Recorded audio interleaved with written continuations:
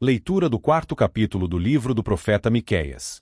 Mas, nos últimos dias, acontecerá que o monte da casa do Senhor será estabelecido no cimo dos montes e se elevará sobre os outeiros, e para ele afluirão os povos.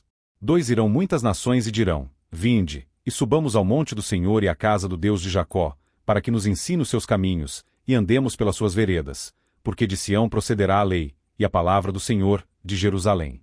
3 Ele julgará entre muitos povos e corrigirá nações poderosas e longínquas.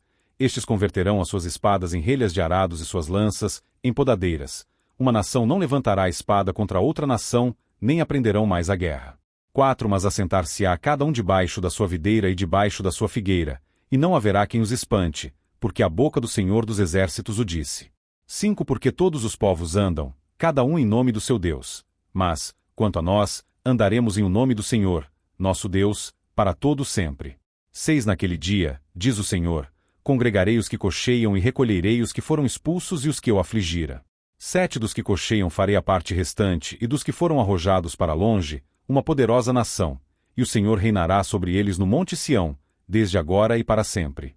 8 A ti, ó torre do rebanho, monte da filha de Sião, a ti virá. Sim, virá o primeiro domínio, o reino da filha de Jerusalém.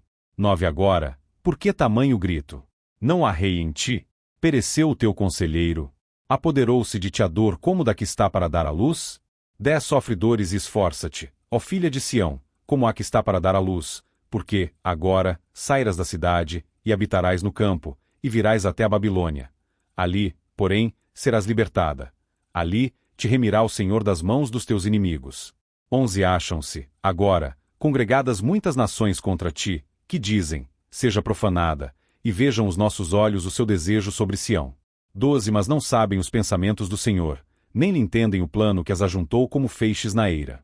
13 Levanta-te e debulha, ó filha de Sião, porque farei de ferro teu chifre e de bronze, as tuas unhas, e esmiuçarás a muitos povos, e o seu ganho será dedicado ao Senhor, e os seus bens, ao Senhor de toda a terra. Esta parte da profecia de Miqueias revela claramente qual é o método de Deus para emular seu povo à obediência. Nós vemos este método declarado nas palavras de Paulo, em Romanos 11 verso 22. Considera, pois, a bondade e a severidade de Deus, para com os que caíram, severidade, para contigo, a bondade de Deus, se permaneceres nessa bondade, do contrário também tu serás cortado.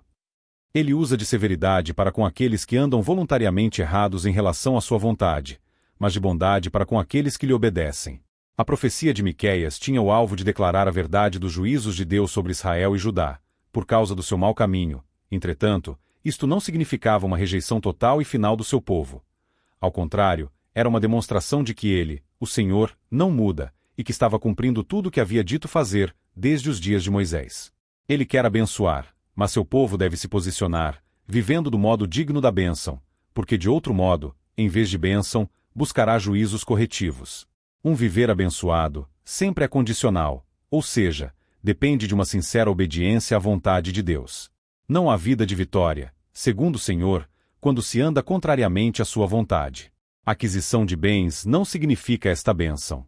Como de igual modo, perseguições e sofrimentos por causa do Evangelho não significam a sua falta. Este viver abençoado, vitorioso, consiste em se ter a aprovação de Deus quanto ao que somos e o que fazemos. O povo de Deus não foi destinado por ele à ruína e ao despojamento pelo inimigo, mas à vitória. Então, aqueles juízos que viriam sobre Israel e Judá, sob a forma de destruição, respectivamente, da parte dos assírios e dos babilônios, não representavam a impossibilidade de vitória para todos os que fossem verdadeiramente piedosos, porque como vimos, mesmo no cativeiro, Eliseu, Daniel, Sadraque, Mesaque, Abnego e outros tiveram um viver vitorioso por causa da sua piedade. Temos então o incentivo a um viver piedoso, na profecia deste capítulo, porque nele, o Senhor faz boas promessas em relação a Israel, as quais teriam cumprimento, especialmente quando da manifestação do Messias. Havia um futuro glorioso prometido para Israel, apesar de todas as assolações que teria que enfrentar, por causa do pecado do próprio povo. Mas, estas promessas se cumpririam em justiça. Por isso se diz que aconteceriam nos últimos dias, e não somente os israelitas seriam beneficiados por esta promessa, mas todos os povos que afluiriam ao monte da casa do Senhor, que seria estabelecido no cimo dos montes. Veja bem, no cimo dos montes de várias nações, e não apenas em Sião. Verso 1. Esta profecia é uma referência ao período da Igreja, espalhada em todas as nações da terra. Todavia, a partir do verso 2, a profecia se aplica ao governo do Messias no período do milênio, a partir de Jerusalém. Será, portanto, dali que procederá as ordens e leis para todas as nações da terra, que serão julgadas e corrigidas pelo Rei dos Reis. Mesmo as nações poderosas e distantes de Jerusalém, que terão que converter seus armamentos de guerra em instrumentos úteis para a produção de alimentos, e não haverá mais guerra de nação contra nação. Em consequência, não haverá mais necessidade de forças armadas, nem de preparar pessoas para serem ensinadas na arte da guerra, porque o milênio será um período de perfeita paz em todo o mundo. A tão sonhada paz entre todas as nações somente poderá ser vista neste período, quando o Messias estabelecer seu reino de justiça e paz na terra, logo depois da sua segunda vinda. Não haverá mais o temor de violação do direito à propriedade, porque cada pessoa se sentirá segura em sua própria posse, sem o temor de que esta lhe seja tirada por meio da violência ou por decretos injustos. Nenhuma nação andará mais em nome de outros deuses, mas aos que for dado permanecerem na terra, no período do milênio, adorarão somente ao Senhor.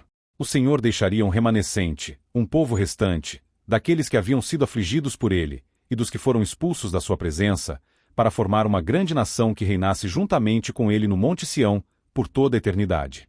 Então, Judá iria para o cativeiro em Babilônia, mas sairia de lá, pelo braço forte do Senhor, não para apenas voltar à sua própria terra, mas para que se desse cumprimento a estas profecias gloriosas relativas ao reino do Messias.